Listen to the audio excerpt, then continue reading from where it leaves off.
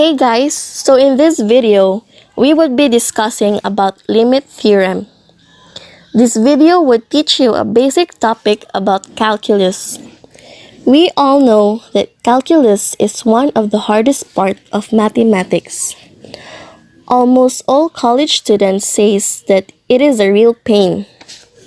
But anyways, back on this topic, this also intends to make solving limits from hard stuffs to an easy one. Let's get started. So, what are limits?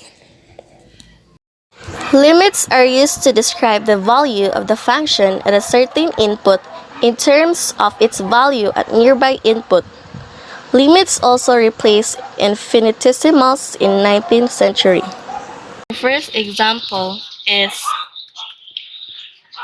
find limit for as x approaches 2. Since 4 is a constant, the limit of 4 as x approaches 2 is 4.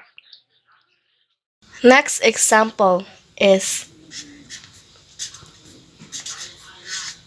find limit x as x approaches 7. By observing the given and the limit, we could obviously say that the limit of x as x approaches 7 is 7. But the real explanation is that we substitute limit x by the value of a, which is 7. Our next example is find limit 3x squared plus limit 4x as x approaches 2. We use limit number 4 to have a new operation. Now we have two equations or functions which we need to simplify. Based on the functions, we could use limit number 3 on both of them to solve it.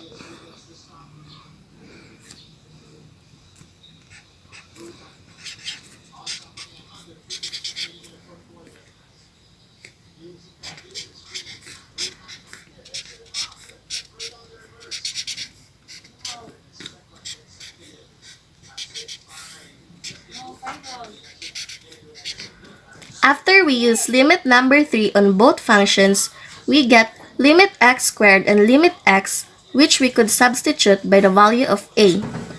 Then perform the indicated operations.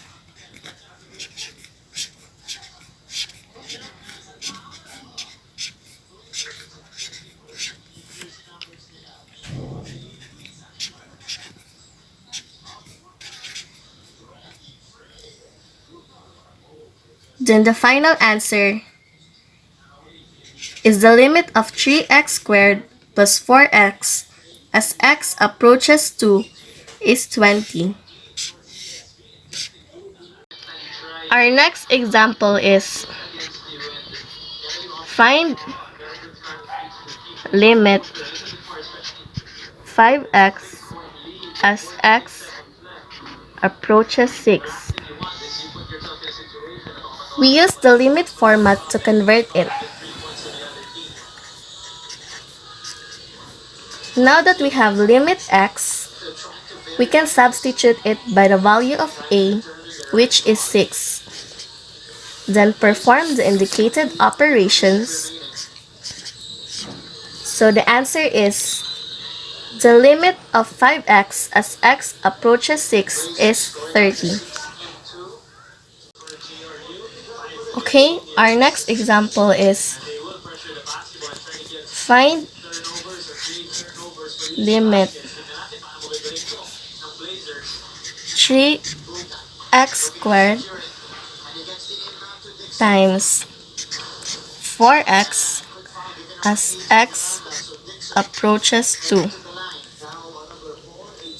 We first use limit number 5 and then limit number 3 to the two new functions. We substitute the value of a, which is 2, to limit x squared and limit x.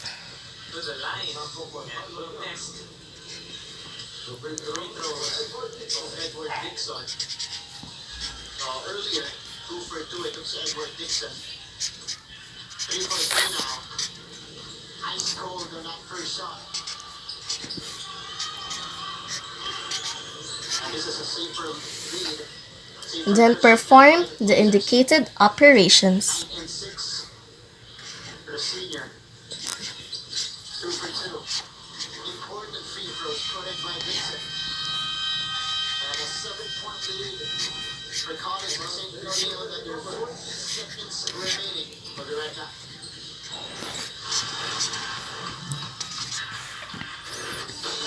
So the final answer is the limit of 3x squared times 4x as x approaches 2 is 96.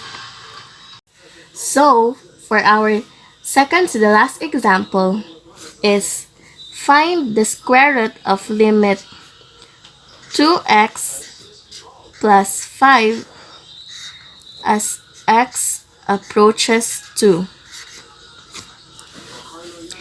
We use limit number 3 in the term 2x only and we just copy 5.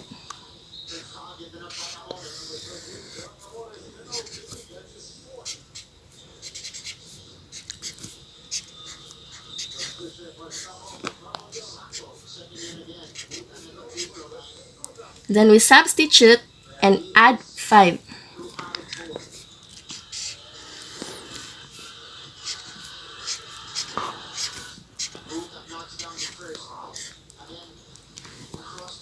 We get its square root.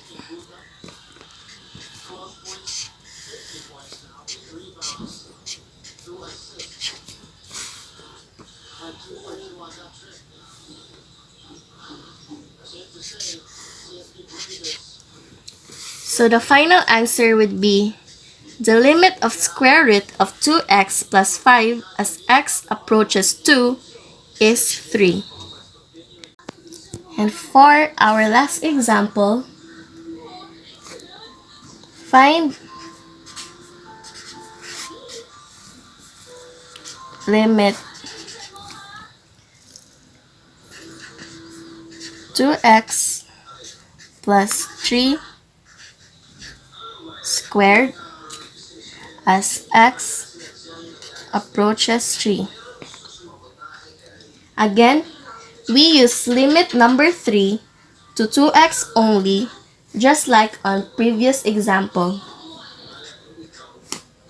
We substitute and use the indicated operation.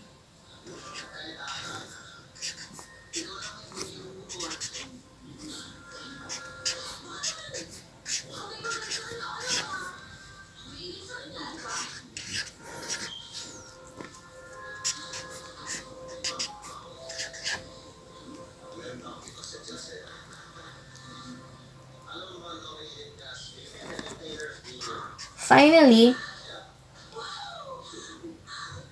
we would get the answer of it.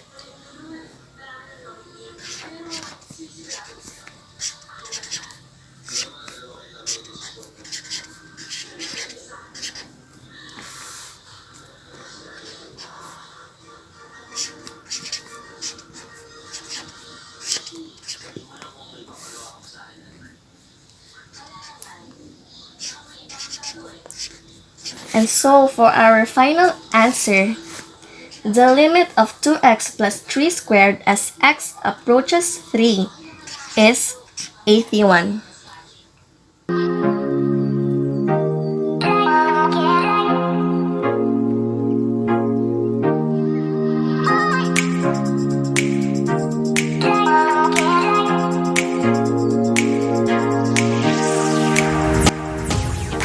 From the examples given, all the processes are just the same. You just need to analyze each given examples for you to answer it correctly. That would be all. Thank you and enjoy learning.